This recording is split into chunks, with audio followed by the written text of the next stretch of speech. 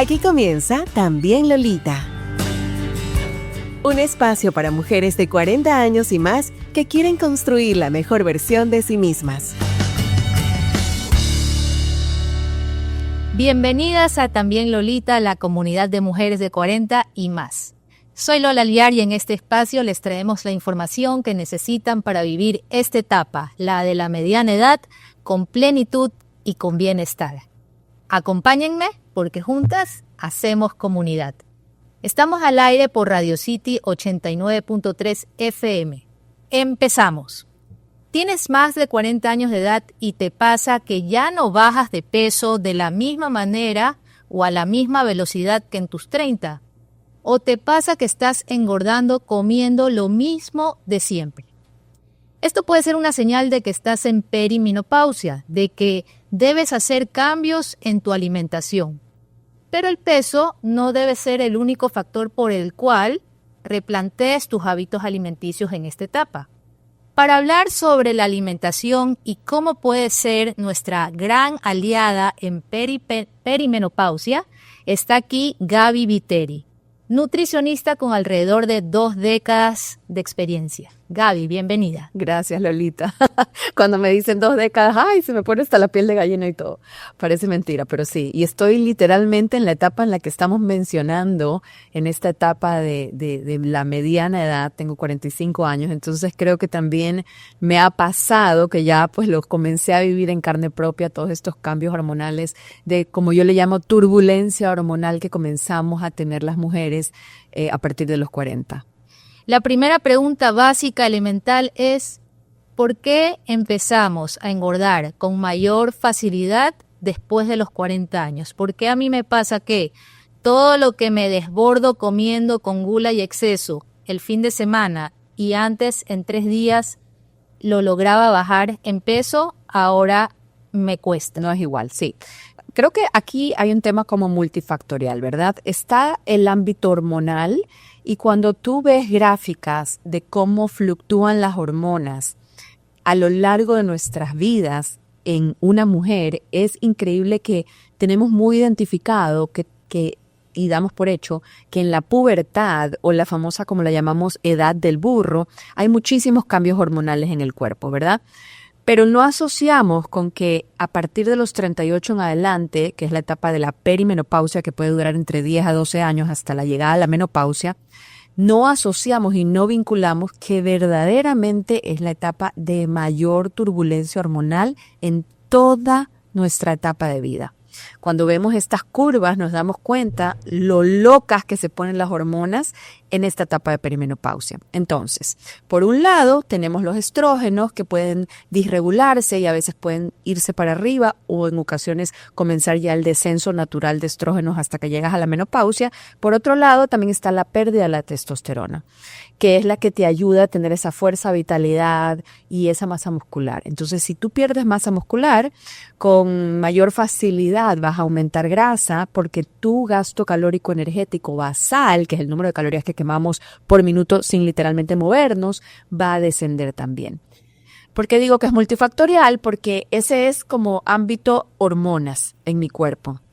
Yo comienzo a notar cambios en mi cuerpo y como tú dices, ya no pierdo peso con tanta facilidad. Entonces, ¿cuál es nuestra acción inmediata? Morirme de hambre, acudir a ayunos prolongados, eliminar carbohidratos, saltarme comidas, porque es como que empiezo como que ya no entiendo el juego. ¿Ves? Entonces este juego que antes yo lo dominaba y la dieta, pongámosle entre comillas, que yo hacía a mis 20, a mis 30, ya no me funciona, entonces ya dejo de entender el sistema. Y lo que pasa es que en ese momento genero en mi organismo un mecanismo de defensa, porque el cuerpo a los 40 ya no es igual, las hormonas ya no actúan igual. Entonces lo que antes me funcionaba ya me deja de funcionar. Yo sigo haciendo lo que no me funciona y el cuerpo responde. Entonces responde como si yo quito los carbohidratos de la dieta, si yo hago ayunos prolongados, si estoy haciendo ejercicio extenuante, en mi mente seguramente pensando para quitarme estas libras de más, el cuerpo genera cortisol. Y ahí empieza absolutamente todo el problema, el cortisol elevado. El cortisol es lo que ralentiza el metabolismo, lo diríamos así. El cortisol es la hormona, una de nuestras hormonas alfas, ¿ok? Cortisol e insulina. Son dos hormonas, yo les digo hormonas hermanas, que si nosotros no sabemos cómo funcionan y cómo manejarlas, son como un boomerang que luego nos van a lanzar a como una montaña rusa de, sobre todo, azúcar. Entonces, el cortisol es esta hormona amiga que me ayuda a mí a levantarme por la mañana. Tiene su pico entre 6 y 8 de la mañana y luego debería comenzar a descender paulatinamente hasta que llegue a la hora de la noche para que yo pueda descansar. Pero, niveles altos de estrés, el famoso estado de multitasking, ¿no? Problemas con los hijos, con el colegio de los chicos, las miles de tareas que hacemos hoy en día como mujeres porque trabajamos, somos amas de casa, esposas o madres y tenemos tantas actividades como en nuestro plato que generamos constantemente picos de cortisol que viene de estrés. También puede generarse por mala alimentación. Entonces, ese cortisol que se comienza a no caer como debería, digamos, la curva, es como una curva que está asociada mucho al ritmo circadiano. Debería estar alto en la mañana y debería descender paulatinamente. Comienza también a fluctuar. Y esos cambios, esas fluctuaciones, entonces me sacan de onda, me sacan de donde debería estar de balance. ¿Ves? Y ese cortisol es un aniquilador de hormonas, sobre todo sexuales. Entonces, muchas veces una perimenopausia precoz puede llegar a tu cuerpo como una consecuencia de un cortisol que no ha sido regulado. Corrígeme si está bien esta simplificación que voy a hacer de la explicación que has dado. Podríamos decir entonces que las mujeres estresadas, las mujeres ansiosas, las mujeres que tienen algún tipo de depresión son más propensas a engordar. Sí. Literal. ¿Por qué? Porque el cortisol es una hormona que se llama glucocorticoide. Bota azúcar porque en ese momento tú ¿qué tienes que hacer? Huir o pelear, ¿no? Entonces en el momento, siempre pongo este ejemplo de ¿qué pasaría ahorita si comienza a temblar? Si sentimos un temblor, ¿qué hacemos? Nos paramos y salimos corriendo. Entonces ese pequeño momentito de estrés en el cuerpo es tan sabio que entonces primero comienza a actuar con adrenalina, noradrenalina, y luego viene el cortisol al rescate. Me manda este chute de energía, que es glucosa, glucocorticoide, bota azúcar, esta hormona. ¿Para qué? Para que yo tenga la energía en mis músculos en ese momento para, patitas, ¿para qué te tengo? Salir corriendo. Pero ¿qué sucede si no está temblando? ¿Qué sucede si yo no me tengo que levantar a correr? ¿Qué sucede cuando el problema es mental? ¿Qué sucede cuando yo le llamo ya vivir en Isilandia? ¿Y si pasa esto de aquí? ¿Y si pasa esto de acá? ¿Y si? Entonces estoy fuera de mi mente, Lolita. Estoy fuera de mi mente. Estoy allá afuera, constantemente, apagando incendios, solucionando problemas y queriendo solucionar el mundo, ¿no? Entonces estoy todo el tiempo como solucionando, resolviendo, haciendo, y esto es costoso para el organismo, porque nosotros fuimos creados para tener una respuesta al estrés inmediata, como te conté, de salir corriendo, pero luego ¿qué? Luego pasó el temblor, regresé a la calma. Pero si yo todo el tiempo estoy, dale que te dale, dale que te dale, dale que te dale, entonces yo agoto lo que se llaman las glándulas suprarrenales, que es donde se secreta el cortisol, y esa fatiga adrenal también genera cansancio extremo, ¿no? Aumento de peso, descontrol por alimentos que sean azucarados o harinas, porque como te digo, si en tu torrente sanguíneo hay azúcar constantemente, entonces da igual si te estás comiendo o no te estás comiendo la torta de chocolate, para tu cuerpo te la estás comiendo. Wow. Te la estás comiendo.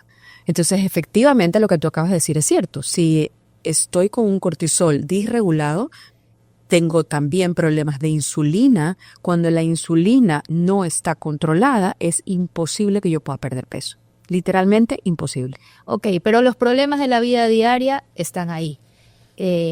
Sin duda tenemos que buscar una manera de bajar estos niveles de estrés para que baje el cortisol, encontrar estrategias para relajarnos, que no nos afecten tanto los problemas que tenemos en casa, en el trabajo, etcétera.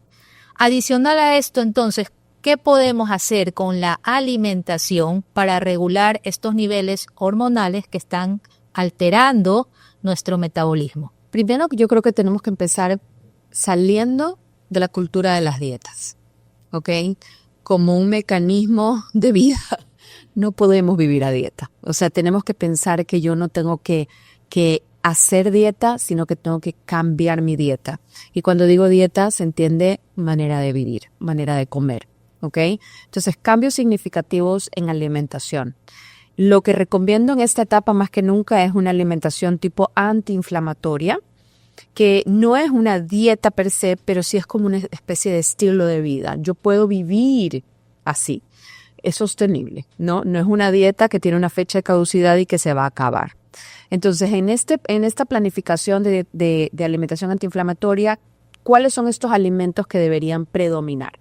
Ok, suficiente ingesta proteica, mayoritariamente de dónde puede venir esa proteína, del pollo, del pescado, del salmón, de la tuna, de los huevos, yogur griego, suficiente carbohidrato, mayoritariamente el que sí provee fibra. La fibra es muy importante cuando hablamos de regulación hormonal, sobre todo es una ayudita para que tu cuerpo pueda liberarse de los estrógenos en exceso que tenemos en cierto momento del mes, porque eso es normal.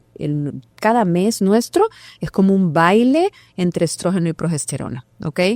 Y cuando las hormonas cambian o se alteran, puedes también tener un episodio de estrógenos elevados y una progesterona más bien bajita. Y esa diferencia hormonal es la que también trae mucho caos en cuanto a síntomas. Entonces, esa fibra de estos alimentos, de estos carbohidratos, es muy importante. ¿Para qué? Para que tu cuerpo pueda eliminar estrógenos. Interesante esto porque no mucha gente lo sabe, pero las mujeres eliminamos estrógeno haciendo la número 2.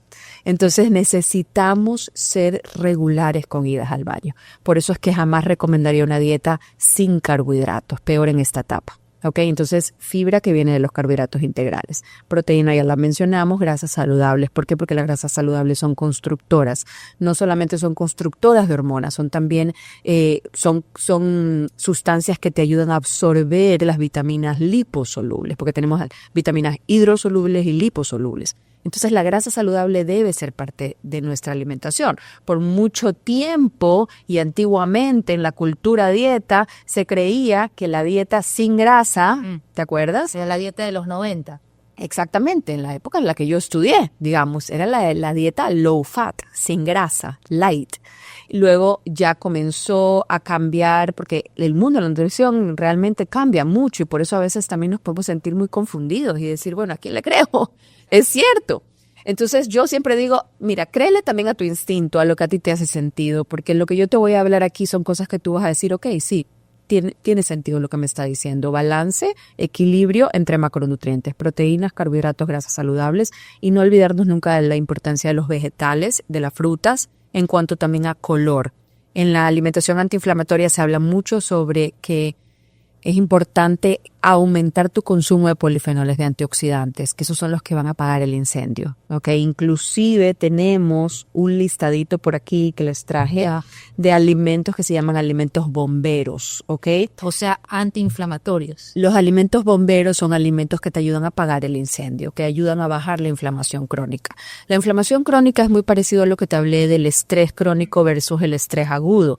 La inflamación crónica es esa inflamación silenciosa, constante, perenne, bajo la que nos acostumbramos un poco a vivir y que muchas veces la normalizamos y vivimos así. Y que no hay que confundirla con hinchazón. Inflamación no hay que confundir con hinchazón. La hinchazón es básicamente, literalmente, que comiste algo y que te cayó mal, se te distendió el abdomen, puede haber gases, puede haber malestar, eso es hinchazón, ¿verdad? Hay gente que me dice, Gaby, a mí me pasa eso con los frijoles, con las lentejas. Con los lácteos. Y por si acaso las lentejas, los garbanzos y los frijoles son uno de los alimentos más importantes de comer en una dieta antiinflamatoria. Entonces ahí lo que puede estar sucediendo, si alguien que está escuchando o que nos está viendo se puede sentir identificado, no me va bien con los granos, lo que puede estar sucediendo ahí es que no tienes bien tu microbiota intestinal. Ahí lo que se llama una disbiosis intestinal, que es una falta de bacterias saludables en tu intestino. Entonces hay que arreglar por ahí. O sea, primero hay que empezar por la salud de la microbiota. Y luego vamos a reintegrar estos alimentos que son potentísimos, porque hay un estudio muy comprensivo de la dieta antiinflamatoria y de cuáles son estos alimentos de mayor poder antiinflamatorio. Lo número uno es la fibra.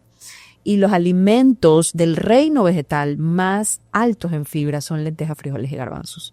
Entonces, comenzar a comerlos, incluirlos en pequeñas cantidades para poder irlos tolerando poco a poco es importante. No alta frecuencia tampoco, rotar, ¿verdad? Rotar también es muy importante para evitar intolerancias alimenticias y también para tener valor nutricional distinto de diferentes alimentos, porque cada alimento tiene su perfil interesante, ¿verdad? Entonces, no solamente comer lentejas, frijoles, también, por ejemplo, camote.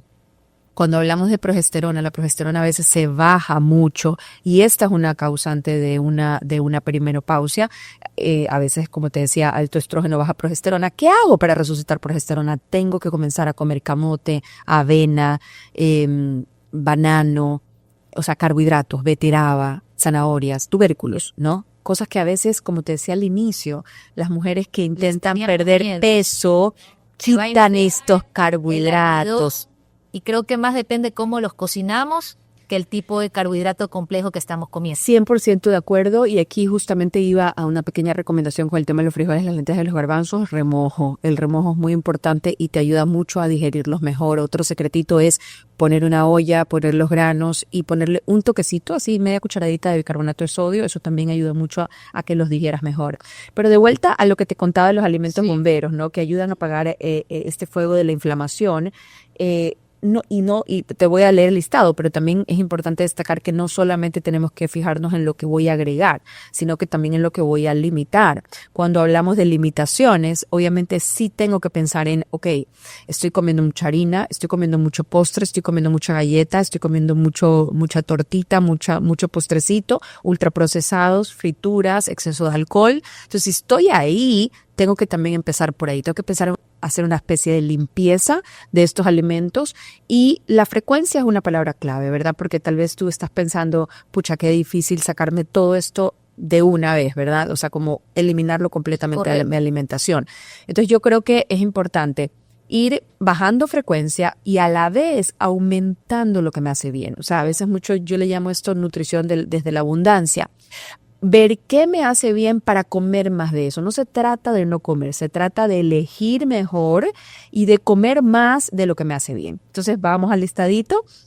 Tenemos el cacao, tenemos el té verde, tenemos el brócoli o los germinados de brócoli, las aceitunas, la granada, que es esta fruta de color mega intenso, rojo, precioso, leguminosas que hablamos antes de frijoles, garbanzos, lentejas, aceite de oliva extra virgen, pescados tipo salmón, trucha, tuna, frutos rojos que también tienen este color intenso, cúrcuma, romero, tomillo, paprika y demás especias. Son especias antiinflamatorias que todo lo que te acabé de mencionar, si tú te fijas, tienen colores intensos, ¿ok? Entonces también siempre digo, mientras mayor sea como el color del alimento, mayor su cantidad de antioxidantes y polifenoles. Y estos polifenoles no solamente nos ayudan en esta etapa de los 40, de los 50, digamos, a nivel hormonal, sino que también son alimento para los bichos buenos y que viven en nuestra microbiota, en nuestra la microbiota intestinal. Bien. Entonces también son alimento para esos bichos, ¿no? Ahora, qué importante es lo que tú dices, ¿no? Aumentar los alimentos bomberos y disminuir aquellos que causan el incendio, la inflamación, porque ¿de qué nos sirve echarle agua al fuego si por el otro lado lo estamos alimentando con leña? Así es. Ahora, en cuanto a las proteínas que las mencionaste hace un momento, ¿qué cantidad? Yo he escuchado o he leído, ahora que me devoro material para tener una mejor calidad de vida en esta etapa, que deben ser 90 gramos al día. O sí, por otra parte, hacen un cálculo de las proteínas por kilo de peso. Entonces, ¿cómo hacer un cálculo adecuado? 90, yo normalmente digo 90, 100 es un buen número de gramos de proteína al día que tú puedes consumir, como digamos que es un número seguro, por así decirlo, ¿ok? Pero luego, si ya tú eres una persona que está haciendo pesas, que está buscando incremento de masa muscular, entonces tal vez necesitamos un poquito más que eso. ¿Ok? Entonces, si hablamos de qué cantidad por kilogramo de peso, voy a poner el ejemplo de si pesas 60 kilogramos, vamos a multiplicar ese número entre 1.5 hasta 2, ¿ok? 2 siendo el rango un poco alto, que es el que recomendaría si ya tú estás haciendo ejercicio de fuerza o pesas, ¿ok? Entonces, digamos, 60 por 2 son 120 gramos de proteína al día, ¿ok? Las fuentes, pues, pueden ser varias. Sí cabe recalcar que las fuentes más importantes que te proveen más gramos de proteína por volumen, por cantidad, son las fuentes animales. Entonces, digamos, 100 gramos de pollo te aportan 30 gramos de proteína. Entonces, versus, digamos, un huevo que te aporta 7. Siempre depende del tamaño del huevo, 6, 7, pero digámosle que 7, ¿no? O versus, digamos, 100 gramos de yogur griego que te aporta 10 gramos de proteína. O sea, digamos que no solamente las proteínas animales te van a proporcionar proteína, pero las que más te aportan son las fuentes animales. Pollo, carne, pescado, atún, camarones, pavo, lomito de cerdo. Ya. Y los polvos, por ejemplo. Los polvos que son suplementos, que tienen mitos, tienen sus detractores y también tiene la gente que está a favor de los polvos. 100% ¿Tú qué opinión de acuerdo. tienes de eso? Yo pienso que el polvo, siempre le he dicho, es como una especie de comodín, ¿ok? Me puede ayudar a suplir mi necesidad si no lo estoy logrando por medio de alimentos. Siempre voy a preferir alimentos, número 1. No siento que necesitamos gastar tanto en polvos, ¿ok? Pero si tu economía te da para comprar un polvo de buena calidad, porque si vamos a comprar proteínas baratas, ni gastes tu dinero ahí. ¿A qué me refiero con una proteína barata? Generalmente las proteínas más baratas son las proteínas que vienen de soya, por decirte, una proteína a base de soya.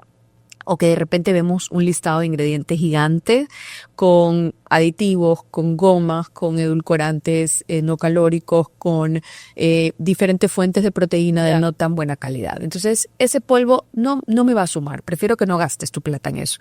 Hay muchísimos pacientes que llegan al consultorio y me enseñan el polvo que están consumiendo y les digo, están botando la plata. Y también se están un poco envenenando porque eso hay polvos que... Porque más allá del que no me sirve el polvo es y le está haciendo daño a mi organismo. Entonces ahí te dicen, no, es que tienes que fijarte en los componentes. En los ingredientes, así que es. Tienes que ver que sea polvo vegetal, etcétera, etcétera. Hay 2 tipos de proteína que, digamos, por las que nos podríamos ir. Los polvos veganos, que serían, por ejemplo, polvos que también hay diferentes marcas. Hay ciertas marcas que son más limpias y que, digamos, que tienen ingredientes más, o sea, un listado de ingredientes más corto e ingredientes que uno sabe lo que es, ¿ok? Si tú sabes lo que es, por ejemplo, puede ser harina de arveja, harina de arroz, harina de chocho, harina de quinoa. Entonces tú entiendes de dónde proviene esa fuente, ¿no? Son alimentos reales. Entonces ese polvo, chévere, ¿no? Pero si luego ya ves, como te digo, que hay gomas, que hay muchos nombres extraños, entonces así sea vegano, no es bueno. Y también muchas veces pueden venir diferentes tipos de aceites vegetales, tipo hidrogenados, aceite de girasol, que tampoco me va a hacer bien, que es un aceite más bien pro-inflamación. Entonces, si yo encuentro una proteína con pocos ingredientes que yo conozco y buenas fuentes, perfecto. Y la otra fuente de proteína, que sería, digamos, también, como yo te decía antes, las fuentes animales son más altas en proteína. La más famosa es la whey protein. La aislada de suero de leche. También pasa lo mismo, depende de la marca. Hay marcas que son limpias, que tienen pocos ingredientes y que tú estás obteniendo lo que tú quieres y lo que te va a funcionar para tu organismo, no solo a nivel de construcción muscular, sino también de ingredientes. Pero hay otras marcas que ya las mezclan, ¿no? Entonces hay de todo allá afuera. Yeah. Entonces en esta parte yo sí te diría, consúltalo con tu nutricionista, enséñale la proteína que estás consumiendo y dile, a ver, ¿qué crees de esta proteína? ¿Me va? ¿No me va? ¿Vamos con esta? ¿O ya no sigo gastando en el polvo y como comida? ¿Me explico? Sí. Para ir concluyendo la entrevista, dibujemos en la mente de nuestras escuchantes cómo debería estar estructurado un plato de nuestro almuerzo, por ejemplo.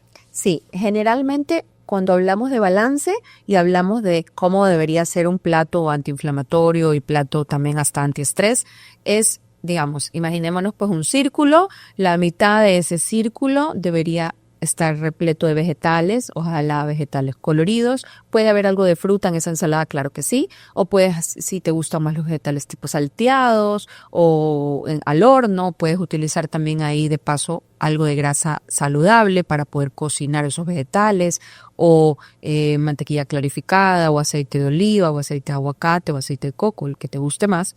Y esa es la mitad del plato, digamos. O puede ser simplemente una ensalada de vegetales frescos, como te decía, coloridos, con un aderezo, que el aderezo puede llevar aguacate, ¿no? Y yogur griego, por ejemplo, el aderezo, y culantro, esa combinación queda espectacular. Un cuarto del plato, proteína, pollo, carne, pescado, atún, camarones, pavo, lomito de cerdo, ¿no? Dependiendo de la tolerancia del paciente también, porque por ejemplo yo no tolero el cerdo, entonces no lo pondría, pero hay personas que toleran perfectamente el lomito fino de cerdo y es un corte magro, fantástico, ahí va. Y el otro, un cuarto que me queda del plato, carbohidrato integral, carbohidrato fibroso. Puede ser avena en el desayuno, puede ser papa, la papita chaucha me encanta porque viene con la fibra, con la cascarita, las hago en el hornito, quedan espectaculares con romero, ahí aprovecho, pongo romero, tomillo, paprika, cúrcuma, y ahí uso mis especias antiinflamatorias. O también las más termogénicas, que son como por ejemplo el jengibre, pimienta cayena. Puedo utilizar también para la preparación de los vegetales algo de canela, que como te decía son este tipo de especias que no solamente hay antiinflamación ahí, sino también que te ayudan a quemar grasa. Y ahí tienes tu plato, ¿no? Mitad del plato vegetales, un cuarto proteína, un cuarto carbohidrato, y la grasa va acompañando a esos vegetales o en la cocción de los alimentos. Entonces, este plato es un plato equilibrado, es un plato que va a comunicarle a tus hormonas que todo está bien. Cuando tú eliminas carbohidratos, muchas veces que suele ser, y creo que voy a volver a repetir esto, una estrategia que utilizamos mucho para perder peso, me quito los carbohidratos. Esa no es la estrategia ideal. Eso aumenta tu nivel de cortisol, te estresa más, y cuando el cortisol está desregulado, como te decía, va a aniquilar tus hormonas sexuales. La progesterona, para que tú la tengas en niveles óptimos e ideales, necesitas carbohidrato en tu alimentación. Entonces, lo más balanceado, equilibrado posible. Hemos conversado con Gaby Viteri, nutricionista. Gracias por compartir tus recomendaciones con la comunidad de Gracias a ti, Lolita. Gracias. Quienes quieran tener un acompañamiento contigo, yo sé que tú tienes cursos, tienes talleres, haces asesoría 1 a 1, tienes tu comunidad de Instagram también donde compartes información valiosa, útil, práctica. ¿Dónde pueden encontrarte? Sí, mi red social principal es la cuenta de Instagram G Viteri Nutrición. Y como tú dices, tengo un portafolio de cursos y de cosas que siempre pues estoy haciendo porque me encanta y me apasiona mucho esta carrera. Esperamos tenerla de vuelta pronto a Gaby. Hay tanto que conversar sobre el tema de la nutrición como una aliada para mejorar nuestro estilo, nuestra calidad de vida. Eso es todo por el episodio de hoy. A ustedes, queridas escuchantes, gracias por estar del otro lado. Si quieren repasar lo que hemos conversado con Gaby, vayan al episodio de También Lolita en el canal de Radio City en YouTube. Búsquenlo como La alimentación, una gran aliada en perimenopausa. Soy Lola Alviar y los espero en el próximo episodio porque juntas hacemos comunidad. Aquí termina También Lolita. Un espacio para mujeres de 40 años y más que quieren construir la mejor versión de sí mismas.